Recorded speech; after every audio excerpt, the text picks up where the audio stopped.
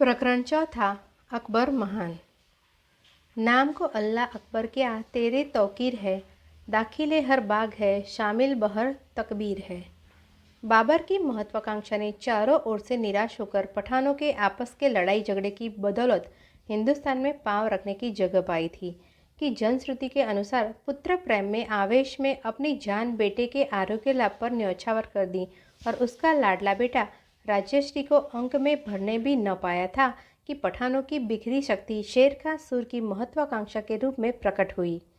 हुमायूं की अवस्था उस समय विचित्र थी। राज्य को देखो तो बस इन्हें गिने 2-4 शहर थे और शासन भी नाम का ही था। यद्यपि वह स्वयं उच्च मानव गुणों से विभूषित था, पर इसमें ठीक राय कायम करने की योग्यता और निश्चय शक्ति का अभाव था, जो संपूर्ण राज्य कार्य के लिए आवश्यक है। घर की हालत देखो तो उसी गृह कलह को राज था, जिसके कारण पठानों की शक्ति उसके बाप के वीरत्व और नीति कौशल के सामने न टिक सकी। भाई भाई की आंख का कांटा बन रहा था। मंत्री और अधिकारी यद्यपि अनुभवी और वीर पुरुष थे, पर इस गृह कलह के कारण वह भी डावाडोल हो रहे थे। कभी एक भाई का साथ देने में अपना लाभ देखते थे, कभी दूसरे की ओर हो जाते थे। सार यह कि बिगाड़ और विनाश की सारी सामग्री एकत्र थी। ऐसी अवस्था में वह शेरखा की मचलती महत्वाकांक्षा, प्रौढ़ नीति कौशल और दृढ़ संकल्प के सामने टिकता तो क्यों कर। नतीजा वही हुआ जो पहले से दिखाई दे रहा था। शेरखा का बल प्रताप बढ़ा, हुमायूं का घटा। अंत को इसे राज्य से हाथ धोकर जान लेकर भागने में ही कुशल दिखाई दी। वह समय भी कुछ विलक्षी विपद और असहायता का था। हुमायूं कभी घबराकर बीकानेर और जैसलमेर की मरुभूमि में टकराती फिरता था, कभी क्षीण सी आशा पर जोधपुर के पथरीले मैदानों की ओर बढ़ता था, पर विश्वासघात दूर से ही अपना डरावना चेहरा दिखाकर पांव उखाड़ देता था। दुर्भाग्य की घटा सब ओर छाई हुई है। खून सफ़ेद हो गया है। भाई भाई के खाने को दौड़ता है। नाम के मित्र बहुत है, पर सहायता का समय आया और अनजान बने आशा की झलक भी कभी कभी दिखाई दे जाती है, पर सूरत ही नैराश्य के अंधकार में लुप्त हो जाती है। हद हो गई कि जब रास्ते में हुमायूं का घोड़ा चल बसा, वज्र हृदय तरदी बेग ने, जो उसके बाप का मित्र और खुद इसका मंत्री था, इस विपदा के मारे बादशाह को अपने अस्तबल से एक घोड़ा देने में भी इनकार किया, जिसके कारण उसको ऊंट की उबड़ खाबड़ सवारी नसीब हुई। स्पष्ट है कि एक तुर्क के लिए जो मानो माँ के पेट से निकलकर घोड़े की पीठ पर आंख खोलता है, इससे बढ़कर क्या विपत्ति हो सकती है। गनीमत हुई कि उसके एक दोस्त महिम खां को, जो बेचारा अपनी बूढ़ी माँ को अपने घोड़े पर सवार करके खुद पैदल जा रहा था, दया आ गई और उसने अपना थोड़ी हुमायूं की नज़र करके उसके ऊँट पर अपनी माँ को बिठा दिया। गजब यह है कि हालत तो ऐसी हो रही है कि रोंगटा रोंगटा दुश्मन मालूम होता है। धरती आकाश फाड़ खाने का दौड़ता है, पर इस परदेश और विपकाल में हुमायूं की चहेती बीबी हमीदा बानो बेगम भी साथ है। वह भी इस हाल में कि पूरे दिन है और हर कदम पर डर है कि कहीं प्रसव पीड़ा का सामना न करना पड़े। खैर, खुदा खुदा करके किसी तरह यह असहाय काफिला सिंध के सपाट जंगलों को पार करता हुआ अमरकोट पहुंचा और वहां पांव रखने को जगह भी मिली, पर भेड़िया बने हुए भाई सब ओर से ताक में लगे हुए थे। इस कारण उसे पत्नी को वहीं छोड़ उनके मुकाबले के लिए रवाना होना पड़ा। इस समय बेचारी हमीदा बानो की जो दशा होगी, ईश्वर दुश्मन को भी उसमें न डाले। न तन पर कपड़ा, न पेट के लिए खाना, न कोई मित्र, न सहायक, यहाँ तक कि पति भी ज्ञान के सौदे में लगा हुआ। उस पर पराया देश और पराये लोग। पर जिस तरह गहरे सूखे के समय सब ओर से काली घटाएं उठकर क्षण भर में तृण से रहित धरती को सच्ची श्यामला बना देती है, या अचानक घनघोर अंधकार में दल बादल फटकर भूमंडल को प्रभाकर की प्रखर किरणों से आलोकित कर देता है, या जिस तरह सितारा सुबह इशरत का सबे मातम निकलता है, उसी तरह तारीख 4 रजब सन 444 हिजरी 14 अक्टूबर 1442 ईस्वी रविवार की रात्रि में उस मंगल नक्षत्र का उदय हुआ, जो अंत में दुनिया पर सूरज बनकर चमका। अकबर जैसे दुर्दिन में जन्मा था, वैसी ही असह्य अवस्था में उसका बचपन भी बीता। अभी पूरा 1 बरस का भी न होने पाया था कि मिर्जा अस्करी के विश्वासघात के भय से माँ बाप का साथ छूटा और निर्दय चाचा के हाथ पड़ा। पर भगवान भला करे उसकी बीवी सुल्तान बेगम और अकबर की दाइयों माहम बेगम और जीजी अक्काकी की बच्चे को किसी प्रकार का कष्ट न होने पाया। जब अकबर 2 साल से कुछ ऊपर हुआ तो हुमायूं ने फिर काबुल को विजय किया और उसे पिता के दर्शन नसीब हुए। पर अभी 5 बरस का न हुआ था कि फिर जालिम कामरान के हाथ पड़ गया और जब हुमायूं काबुल के किले पर घेरा डालने में लगा हुआ था, एक मोर्चे पर जहां जोर शोर से गोले बरस रहे थे, इस नन्ही सी बात को बिठा दिया गया कि काल का आस बन आ जाए। पर धन्य है माहम के स्नेह और कर्तव्य निष्ठा को कि उसको अपनी देह से छिपाकर मोर्चे की ओर पीठ करके बैठ गई। स्पष्ट है कि ऐसी विपत्ति और परेशानी की हालत में पढ़ाई लिखाई तो क्या किसी भी बात का प्रबंध नहीं हो सकता और इसीलिए अकबर पिता की शिक्षाप्रद छाया से पृथक होकर साक्षरता से भी वंचित रह गया। पर जिस प्रकार असहायता की गोद में उसका पालन पोषण हुआ, उसी प्रकार उसकी शिक्षा दीक्षा भी विपद के महाविद्यालय में हुई और यह उसी का फल है कि आरंभ में ही उसमें वह उस मानव गुण उत्पन्न हो गए जो जीवन संघर्ष में विजय लाभ के लिए अनिवार्य आवश्यक है। 12 बरस 8 महीने की उम्र में वह सरहिंद की लड़ाई में शरीक हुआ और अभी पूरे 14 साल का न होने पाया था कि हुमायूं के अचानक परलोक सिधार जाने से उसको अनाथत्व का पद और राज्य का छत्र मिला। तारीख 2 रबी उर्सानी सन 963 छित्री ईस्वी सन 1446 को वह राज्य सिंहासन पर आरूढ़ हुआ। बादशाह बालक और राज्य विस्तार नहीं के बराबर थे, पर उनके शिक्षक और संरक्षक बैरम खां की स्वामी भक्ति और कार्यकुशलता हर समय आड़े आने को तैयार रहती थी। आरंभ के युद्ध में बैरम खां ने बड़ी ही नीली कुशलता और वीरता का परिचय दिया। यह इसी का फल था कि अफगान षड्यंत्रों की जड़ उखड़ गई और हिंदुस्तान का काफ़ी बड़ा हिस्सा मुगल साम्राज्य में सम्मिलित हो गया है। पर 4 बरस की खुद मुख्तारी ने कुछ तो बैरम खां का सिर फिराया और इधर वयोवृद्धि के साथ अकबर ने भी पर पुरज निकाले और कुछ राज्यारोहण के पहले ही वर्ष में जब पठानों का प्रसिद्ध सेनानायक हेमचंद्र गिरफ्तार होकर आया तो बैरम खां के आग्रह करने पर भी चचमा अकबर ने अपनी तलवार को एक असहाय कैदी के रक्त से रंगना पसंद न किया। दूसरे सरदारों के हृदय में ईर्ष्या की आग सुलगी और उन्होंने तरह तरह से बादशाह को शासन की लगम अपने हाथ में लेने के लिए उभारा। नतीजा यह हुआ कि बैरम खां के प्रभाव का सूर्य अस्त हो गया और अकबर ने प्रत्यक्ष रूप से देश का शासन आरंभ किया। करीब 10 साल तक अकबर हिंदुस्तान के भिन्न भिन्न सूबों को जीतने, अपने बागी सरदारों की साजिशों को तोड़ने और बगावतों को दबाने में लगा रहा है। यहाँ तक कि पंजाब और दिल्ली के सूबों के सिवा जो उसे विरासत में मिले थे, काबुल, कंधार, कश्मीर, सिंध, मेवाड़, गुजरात, अवध, बिहार, बंगाल, उड़ीसा, अहमदनगर, मालवा और खानदेश सब उसकी राज्य परिधि के भीतर आ गए।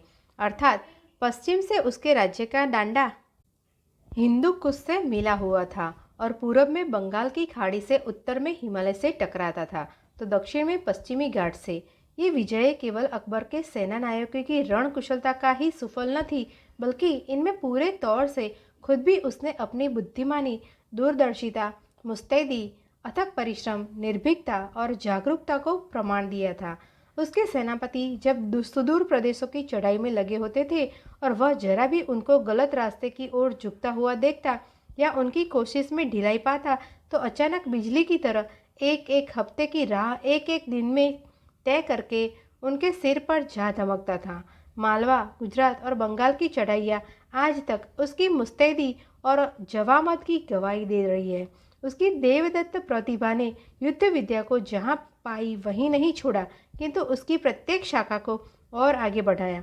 आज के युग में तोपों के बनाने और उनसे काम लेने में जितनी प्रगति हुई है उसे बताने की आवश्यकता नहीं है, पर अकबर उस पुराने ज़माने में ही उनकी आवश्यकता को जान गया था और उसने एक ऐसी तोप ईजाद की थी जो एक सिताबे में 17 फेर करती थी। कुछ ऐसी तोपें भी बनवाई थी जिनके टुकड़े टुकड़े करके एक जगह से दूसरी जगह आसानी से ले जा सकते थे। हिंदुस्तान में बहुत पुराने ज़माने से सेना नायकों और मनसबदारों की धांधली के कारण सेना की विचित्र अवस्था हो रही थी। सिपाहियों और सवारों की तनख्वाहों के लिए सरदारों को बड़ी बड़ी जागीरें दी गई थी, पर सेना को देखो तो पता नहीं, और जो थी भी उसकी कुछ अजीब हालत थी। किसी सैनिक के पास घोड़ा है तो जीत नहीं, हथियार है तो कपड़े नहीं। अकबर ने सबसे पहले अपनी सुधारक दृष्टि इसी ओर डाली और सिपाहियों को सरदारों के पोषण से निकालकर राज्य की छत्रछाया में लिया। उनकी नगद तनख्वाहें बांध दी और चेहरा नबीसी तथा घोड़े के द्वारा उनको बदनीयती के चंगुल से छुटकारा दिलाया और इस प्रकार समय पर काम देने वाली स्थायी सेना स्टैंडिंग आर्मी की नींव डाली। इस प्रकार अकबर ही पहला व्यक्ति है जिसने प्राचीन समस्त पद्धति को तोड़कर राज्य की शक्ति तथा अधिकार की स्थापना की है। यद्यपि दुनिया के महान विजेताओं की श्रेणी में अकबर को भी ऐनी चढ़ाइयों की सफलता और विजयी भूखंड के विस्तार की दृष्टि से विशिष्ट पद प्राप्त है, पर जिस बात ने वस्तुतः अकबर को अकबर बनाया है वह उसका जंगी कारनामा नहीं है, किंतु वह अधिभूत की सीमा को पार कर अध्यात्म तक फैली हुई है। उसने जीवन के आरंभ में ही विपद के विद्यालय में जो शिक्षा पाई थी वह ऐसी उथली न थी कि अपने बाप की तबाही और खड़े खड़े हिंदुस्तान निकाले जाने और दर दर ठोकरें खाते फिरने से प्रभावकारी उपदेश ने ग्रहण करता और यह बात सच हो या न हो कि उसके पिता को ईरान के बादशाह तहमास्प सफ़ी ने हिंदुस्तान लौटते समय 2 उपदेश दिए थे।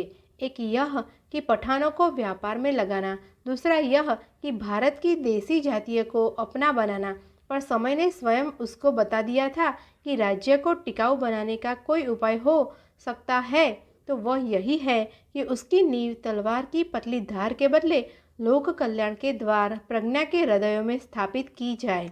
अतः पहले ही साल उसने एक ऐसा आदेश निकाला जो इंग्लैंड की आज सारी उन्नति समृद्धि का रहस्य है, पर जो सैकड़ों साल तक ठोकरें खाने के बाद उसको सूझ आया, अर्थात व्यापार वाणिज्य को उन सब करों से मुक्त कर दिया जो उसकी उन्नति में बाधक हो रहे थे।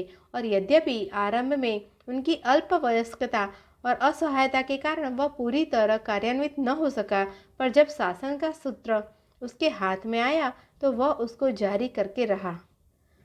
यह तो वह बर्ताव है जो भीतरी व्यापार के साथ किया गया। विदेशी व्यापार को भी कुछ भारी करों से बाधा पहुंच रही थी जो मीर बहीर या समुद्री कर सी कस्टम्स कहलाते थे।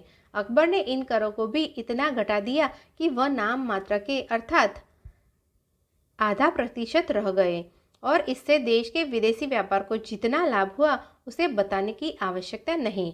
यद्यपि फ्री ट्रेड अर्थात अबाध वाणिज्य ब्रिटिश सरकार का ओढ़ना बिछोना है, पर इस जमाने में भी समुद्री करों की दूर अकबर की बांधी हुई से कहीं अधिक है। सारी दुनिया के कानूनों का यह झुकाव रहा है कि आरंभ में छोटे छोटे अपराधों के लिए भी अति कठोर दंड की व्यवस्था की जाती है, पर जब सभ्यता में उन्नति और जाति की स्थिति में प्रगति होने लगती है तो सजा में भी नरमी होती जाती है।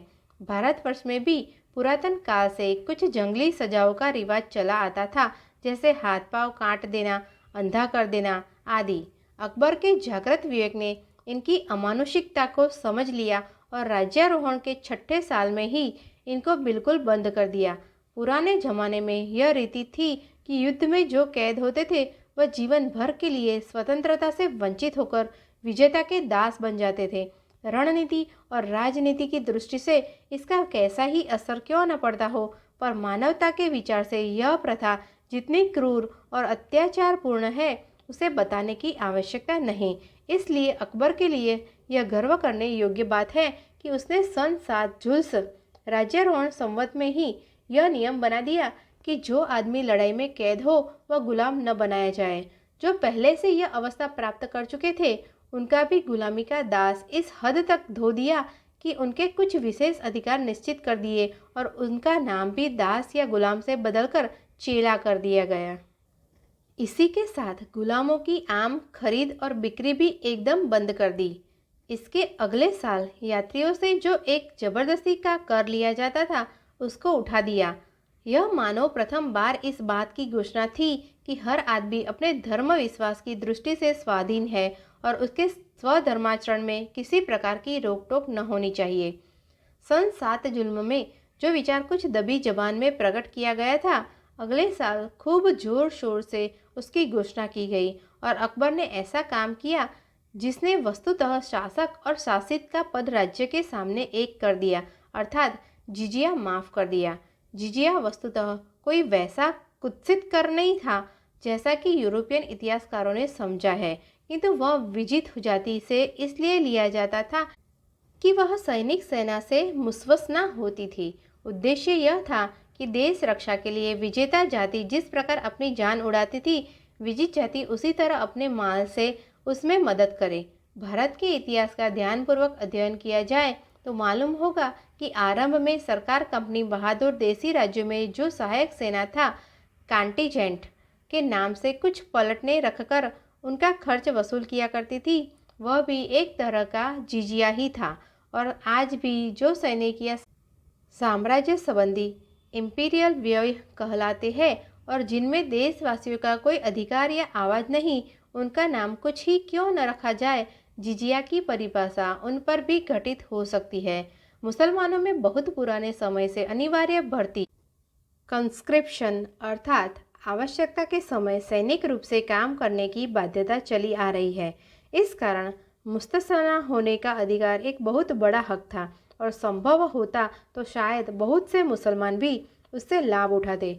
पर चूंकि अकबर को उद्देश्य विजेता और विजय का भेद मिटाकर अपने शासन को स्वदेशी भारत की राष्ट्रीय सरकार बनाना था, जिसकी सच्ची उन्नति के लिए हिंदुओं की प्रखर बुद्धि और शौर्य साहस की वैसी ही आवश्यकता थी जैसी मुसलमानों की कार्यकुशलता और वीरता की, और देश की शांति के रक्षण पोषण में हिंदू भी उसी प्रकार भाग लेने के अधिकारी थे जिस प्रकार मुसलमान। इसलिए विजित और विजेता में जिजिया के द्वारा जो भेद स्थापित किया गया था वह वास्तव में बाकी न रहा था और जिजिया वस्तुतः उत्पीड़क कर हो रहा गया था। इसलिए उसने उसको उठाकर प्रजा के सब वर्गों की समानता की घोषणा की। यद्यपि अकबर ने हमारी उदार सरकार की तरह इस बात की घोषणा नहीं की थी कि राज्य कार्य में जाति, रंग या धर्म का कोई भेदभाव में रखा जाएगा, पर व्यवहारतः वह नियुक्तियों में, चाहे वह शासन विभाग की हो, चाहे सेना या अर्थ विभाग की, अब्दुल्ला और रामदास में कोई भेद न करता था। यहाँ तक कि कोई भी पद ऐसा न था जो हिंदू मुसलमान दोनों के लिए समान रूप से खुला हुआ न हो। उसकी निष्पक्षता का इससे बढ़कर और क्या प्रमाण हो सकता है कि मानसी को खास सूबे काबुल की गवर्नरी को गौरव दिया जा, जहाँ की आबादी 16 आने मुसलमान थी। इसी प्रकार फौजी चढ़ाइयों का सेनापतित्व अगर खान खाना और खा आजम को सौंपा जाता था तो भगवान दास और मानसी का दर्जा भी उनसे कम न होता था, और शासन तथा अर्थ प्रबंध के मामलों में अगर मुजफ्फर खां की सलाह से काम किया जाता था तो दोडरमल की सम्मति उससे भी अधिक दर की दृष्टि से देखी जाती थी। इसी तरह फैजी और अब्दुल फजल यदि दरबार की शोभा थे तो बीरबल भी अकबर के राजमुकुट का एक अमूल्य रत्न था। यही वह वस्तु थी जिसने राजपूतों और ब्राह्मणों को राज्य का इतना शुभ चिंतक बना दिया था कि उन्हें अपने बागी देशवासियों और सहधर्मियों के मुकाबले लड़ने और जान देने में भी आगा पीछा न होता था। जान पड़ता है कि अकबर को रात दिन यही चिंता रहती थी कि किसी तरह भारत की विभिन्न जातियों संप्रदायों को एक में मिलाकर शक्तिशाली स्वदेशी राज्य की स्थापना करें। इसीलिए उसने पुराने राजपूत घरानों से नाता जोड़ने की रीति चलाई, जिसमें राजकुल को वे गैर की जगह अपनी समझने लगे। इसी उद्देश्य से सन 23 जुल्म से फतेहपुर सिकरी के इबादत खाने, उपासना गृह में इन धार्मिक शास्त्रार्थों की योजना की, जिनमें प्रत्येक जाति तथा धर्म के विद्वान सम्मिलित होते थे और बिना किसी भय संकोच के अपने अपने धर्म के तत्वों की व्याख्या करते थे। इन्हीं शास्त्रार्थों और ज्ञान चर्चाओं का यह फल हुआ कि अकबर, जो बिल्कुल अनपढ़ था, विचारों की उस ऊंचाई पर पहुंच गया जो केवल दार्शनिकों के लिए सुलभ है और जहां से सभी धर्मों के सिद्धांत आध्यात्मिकता का रंग लिए हुए आते हैं। इनका एक बड़ा लाभ यह भी हुआ कि जो लोग इनमें सम्मिलित होते थे उनकी दृष्टि अधिक व्यापक हो जाने से धर्मगत संकीर्णता और कट्टरपन अपने आप घट गया। उस काल में इस्लाम धर्म की भी शताब्दियों की गतानुगतिकता और धर्म आचार्यों के महत्व दिया है, पर वस्तुतः यह कोई नई बात न थी।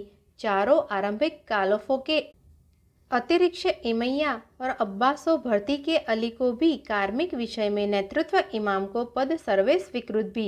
इस प्रकार से मैं तुर्की में सैकुल इस्लाम तक मुजतहिद धर्म अध्यक्ष का दर्जा रखते हैं और सिया लोगों में ऐसा कोई उस समय नहीं होती और दो चार मुजतहिद मौजूद न हो। पांडित्य प्रदर्शन से विचित्र दशा हो रही थी। सरलता जो इस लाभ की विशेषता है, नाम को बाकी न रही थी और धर्म अंधविश्वासों और गतानुगतिक विचारों की गठरी बन रहा था। आलियों और मुल्लाओं की हालत इससे भी गई बीती थी। यद्यपि ये लोग मक्कारी का लबादा हर समय ओढ़े रहते थे, पर पद और प्रतिष्ठा के लिए धर्म के विधि निषेधों को बच्चों का खेल समझते थे और जैसा मौका देखते वैसा ही फतवा तैयार होकर देते थे। इस संबंध में मखदूमुल मुल्क और सदर जहां के कारनामे और जमाना साजी जानने योग्य है। इन्हीं कारणों से अकबर का वह आरंभिक धर्म उत्सव जिससे प्रेरित हो वह पैदल अजमेर शरीफ की यात्रा या दिन रात यो मईन का जप किया करता था, ठंडा होता गया है और वह यह नतीजा निकलने को लाचार हुआ कि जब तक अंधानुकरण के उस मजबूत जाल से जिसने मनुष्यों में बुद्धि विवेक को कैद कर रखा है छुटकारा न मिले, किसी स्थायी सुधार की आशा नहीं हो सकती है।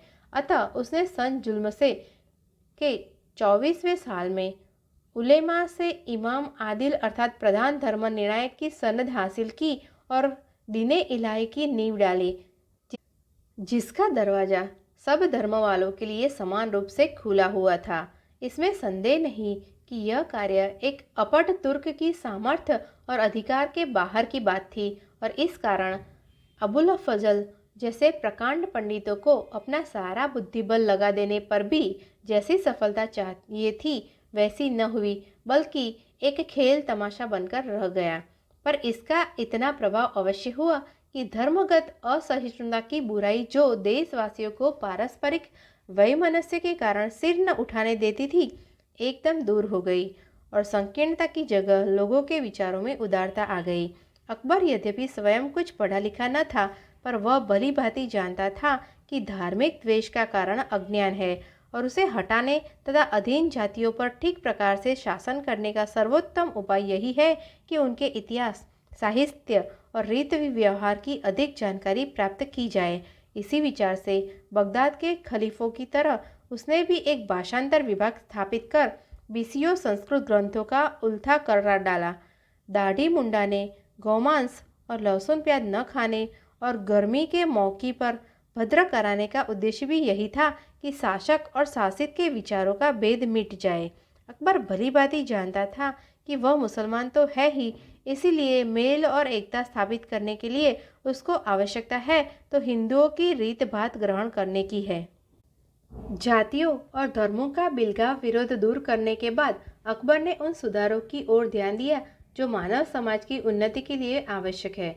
समाज संगठन का आधार विवाह अवस्था है और इस संबंध में आए दिन झगड़े पैदा होते रहते हैं जो कुल कुटुंब का नाश कर देते या स्वयं पति पत्नी के जीवन को मिट्टी में मिला देते हैं और आरंभ में ही पूरी सावधानी न बरती जाए तो इनका असर वर्तमान पीढ़ी से लगाकर आने वाली पीढ़ी तक पहुंचता है। अकबर ने बड़ी दूरदर्शिता से काम लेकर निश्चय किया कि निकट संबंधियों में ब्याह न हुआ करे। इसी प्रकार किसी का ब्याह बालिरा होने के पहले या स्त्री उम्र में पुरुष से 12 साल से अधिक बड़ी हो तो भी न हुआ करे।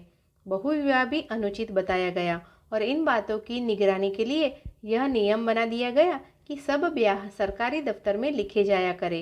हिंदुओं की ऊंची जातियों में विधवाओं के पुनर्विवाह की प्रथा न होने से समाज व्यवस्था में जो खराबियां पड़ती है वे किसी से छिपी नहीं है और यद्यपि ऐसे मामलों में कानूनी हस्तक्षेप उचित नहीं है, पर अकबर ने इस विषय में भी बड़ी दूरदर्शिता से काम लिया और यह अति हितकर नियम बना दिया कि अगर कोई विधवा पुनर्विवाह करना चाहे तो उसको रोकना अपराध होगा।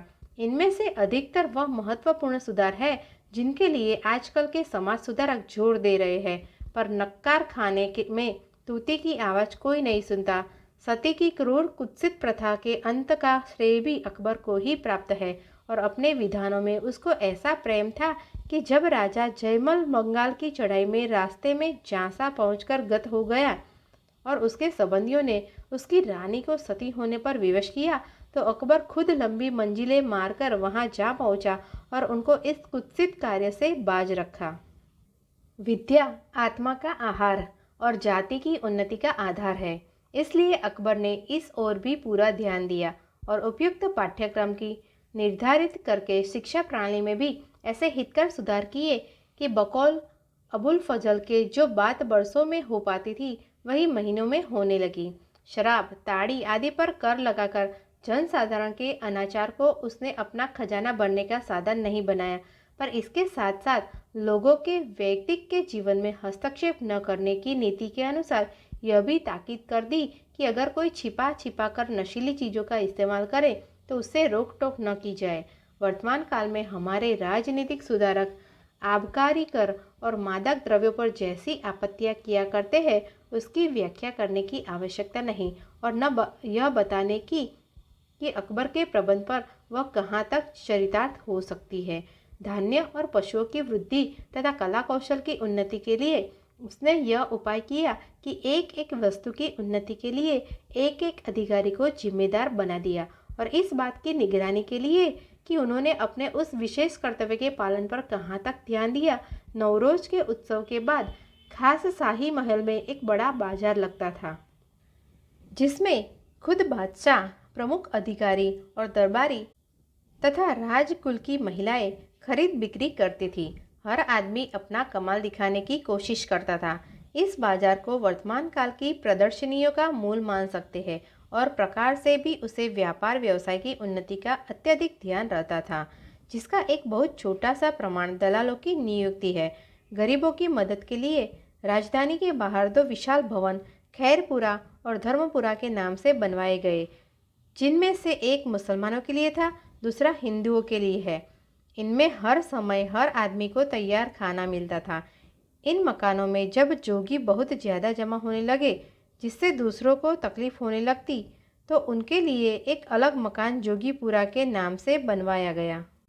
राज्य प्रबंध की उत्तमता इन्हीं दो चार बातों पर अवलंबित होती है: वैयक्तिक स्वाधीनता, शांति और व्यवस्था, करों का नरम होना और बंदी दर से लिया जाना, रास्तों का अच्छी हालत में रहना आदि। और इस दृष्टि से अकबर के राज्यकाल पर विचार किया जाए तो वह किसी से पीछे न दिखाई दे। वैयक्तिक स्वाधीनता की तो यह स्थिति थी कि हर आदमी को अख्तियार था कि जो धर्म चाहे स्वीकार करे। इस विषय में यहाँ तक व्यवस्था थी कि कोई हिंदू बालक बचपन में मुसलमान हो जाए, बालिरा होने पर अपने पैतृक धर्म को पुनः ग्रहण कर सकता था, और कोई हिंदू स्त्री किसी मुसलमान के घर में पाई जाए तो अपने वारिसों के पास पहुंचाई जाए। आज के समय में पदरी लोग व्यक्ति स्वतंत्रता की आड़ में विभिन्न जातियों को अनाथ बच्चों के साथ जो बर्ताव किया करते हैं या कहीं जनाना मिशनों के जरिए अनपढ़ स्त्रियों के मन में अपने पैतृक धर्म के प्रति विरक्ति उत्पन्न करके जिस तरह घर बिगाड़ने का कारण हुआ करते हैं उसके वर्णन की आवश्यकता नहीं। शांति रक्षा के लिए भी अकबर ने बहुत ही बुद्धिमत्तापूर्ण आदेश निकाले थे, जैसे कि जरायम पेशा लोगों और अन्य जाति वालों की निगरानी के लिए हर मोहल्लों में एक एक आदमी को जो मीर मोहल्ला कहलाता था जिम्मेदार बना देते और कोतवाल व चौकीदारों के कर्तव्यों की जिम्मेदारियों की सूची से प्रकट होता है। लोगों को फरियाद सुनने और उनके आपस के झगड़े निपटाने के लिए काजी और मीर अदल नियुक्त थे, जिनमें काजी का काम जांच करना और मीर अदल का निर्णय सुनाना था। सत्र की निगरानी के लिए एक उच्च अधिकारी सदर जहां नाम से नियुक्त था। कर्तव्यों के इस विभाग से प्रकट होता है कि न्यायदान का काम कैसी सावधानी से होता होगा, और खूबी यह है कि अदने से अदना आदमी बिना किसी खर्च के इस व्यवस्था से लाभ उठा सकता था, क्योंकि उस जमाने में न कोई स्टाम्प कानून था और न वकील मंडली। कर व्यवस्था की ओर आरंभ से ही अकबर का जो ध्यान था उसकी चर्चा पहले आनुशंसिक रूप से हो चुकी है। उसने बड़ी ही दृढ़ता और बुद्धिमत्ता के साथ उन सब करों को एक बारगी उठा दिया जो राष्ट्र की उन्नति में बाधक थे या लोगों को दिल दुखाते थे, और जो कर बहाल रखे उनके संबंध में भी सीधे और साफ फायदे बना दिए। मालगुजारी के बंदोबस्त के मुख्य सिद्धांत यह है कि जोती बोई जाने वाली भूमि की रकबा निश्चित हो। लगान कुछ साल की औसत पैदावार के विचार से जमीन के उत्तम मध्यम होने का ध्यान रखकर ऐसी मध्यम दर से नियत किया जाए जिसमें अच्छी बुरी दोनों तरह की फसलों के लिए ठीक पड़े और किसान को अपनी जोती की जमीन के अतिरिक्त पड़ती जमीन को भी लेने की प्रवृत्ति हो। यह सिद्धांततः तो सरकार के लाभ की दृष्टि से आवश्यक है, पर किसान का लाभ इसमें है कि जमीन पर उसको कब्जा रखने का हक हासिल हो, जिसमें वह मन लगाकर उसको जोते बोए और उसकी उर्वरता बढ़ाने की भी यत्न करे। लगान की दर निश्चित और ज्ञात हो, जिसमें अहलकारों को उसे ज़्यादा सताने को मौके न मिले, और इतनी नरम हो कि हर साल उसे कुछ बचत होती रहे, जिसमें फसलें मारी जाने पर आसानी से गुजर कर सके। यही वह सिद्धांत थे जिन पर टोडरमल और मुजफ्फर खां का मालगुजारी का बंदोबस्त आश्रित था, और वही आज तक मालगुजारी के कारिंदों के आधार है। जिले का माल अफसर आलिम गुजार कहलाता था, जिसे अच्छी बुरी फसल का ध्यान रखते हुए मालगुजारी वसूल करने के संबंध में विस्तृत अधिकार प्राप्त थे, और सूबे का गवर्नर सेनापति होता था। गणना शास्त्र स्टैटिक्स की इस जमाने में इतनी उन्नति हुई कि भारत सरकार ने उसका एक स्वतंत्र विभाग ही बना दिया है, और सब सरकारी दफ्तरों का बड़ा समय नक्शे तैयार करने में जाता है, और जो नतीजे उनसे निकलते हैं उनसे निरीक्षण तथा प्रबंध में बड़ी सहायता मिलती है। पर इसकी नींव भी हिंदुस्तान में अकबर ही ने डाली थी, और मुफस्सिल के अफसरान जो दैनिक, साप्ताहिक और मासिक रिपोर्ट भेजा करते थे, उनसे केंद्रीय अधिकारियों को निगरानी का अच्छा मौका मिलता था। अब गमनागमन की सुविधा की दृष्टि से अकबर के प्रबंध को देखा जाए तो दिखाई देगा कि यात्रा कर तो उसने एकदम उठा दिया था, और सुप्रबंध के कारण हर आदमी निर्भय एक से दूसरी जगह आ जा सकता था। इसके सिवा आरंभिक राज्यकाल में मुइनुद्दीन चिश्ती के प्रति अपनी सविशेष श्रद्धा के कारण आगरे से अजमेर शरीफ तक एक पक्की सड़क बनवा दी थी, जिस पर कोस कोस भर पर छोटे छोटे मीनार हुए और कुएं, और हर मंजिल पर सराय भी, जिनमें मुसाफरों को पक्का खाना मिलता था। सन 1942वें साल में लोक कल्याण की दृष्टि से इस हुक्म को आय कर दिया, पर जान पड़ता है कि अकबर को इस योजना को पूरी कराने का मौका नहीं मिला। सन 41 में अकाल पड़ा, और अकबरनामे को देखने से मालूम होता है कि अकबर ने गरीब मोहताजों की सहायता का विशेष प्रबंध किया था, और इस काम के लिए विशेष कर्मचारी भी नियुक्त किए थे। इससे प्रकट है कि उस अभिनंदनीय व्यवस्था का प्रवर्तक भी अकबर ही था, जिसकी ब्रिटिश सरकार के शासन में अनेक अकाल कमीशनों की बदौलत बहुत कुछ उन्नति हुई है। हमने केवल उन बड़े बड़े विभागों का संक्षिप्त परिचय दिया है जिनका प्रभाव जनसाधारण के सुख दुख पर पड़ता। इनके सिवा और भी जितने महकमे थे, जैसे टकसाल, खजाना, ऊँटखाना, हाथीखाना आदि, उनके नियम भी बड़ी सूक्ष्मदर्शिता के साथ बनाए गए थे। सारांश, राज्य की कोई भी विभाग ऐसा न था जिसको अकबर की बुद्धिमानी से लाभ न पहुंचा हो। अब राज्य प्रबंध से आगे बढ़कर अकबर के निजी जीवन पर दृष्टि डाली जाए तो वह बड़ा ही प्यार करने योग्य व्यक्ति था। विनोदशीलता इतनी थी कि कैसा ही शुष्क काष्ठ व्यक्ति उसकी गोष्ठी में संभलते हो, मजाल नहीं हास्य रस में शराबोर न हो जाए। सौजन्य और दया का तो पुतला था। जिस आदमी की उस तक पहुँच हो जाती, उम्र भर के लिए अर्ध चिंता से मुक्त हो जाता, और जिस शत्रु ने उसके सामने सिर झुका दिया, उसके लिए उसकी क्षमा और अनुग्रह का स्रोत उमड़ उठा, और उसको अपने खास दरबारियों में दाखिल किया।